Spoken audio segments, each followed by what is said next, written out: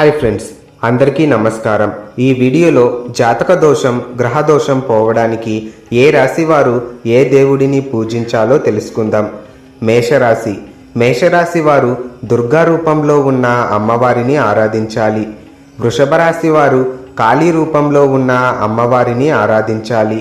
మిథున రాశి వారు తారా రూపంలో ఉన్న అమ్మవారిని ఆరాధించాలి. సింహరాశి వారు భైరవ రూపంలో ఉన్న స్వామివారిని ఆరాధించాలి. కన్యారాశి వారు మాతంగి లేదా శ్యామలాదేవి రూపంలో ఉన్న అమ్మవారిని ఆరాధించాలి. తులారాశి వారు కాళీ రూపంలో ఉన్న అమ్మవారిని ఆరాధించాలి. వృశ్చిక రాశి వారు దుర్గా రూపంలో ఉన్న అమ్మవారిని ఆరాధించాలి. ధనస్సు రాశి వారు సరస్వతీదేవిని ఆరాధించాలి.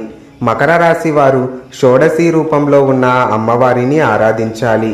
కుంభరాశి వారు భువనేశ్వరి రూపంలో ఉన్న అమ్మవారిని ఆరాధించాలి.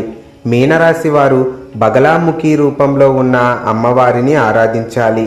కర్కాటక రాశి వారు వారాహి రూపంలో ఉన్న అమ్మవారిని ఆరాధించాలి.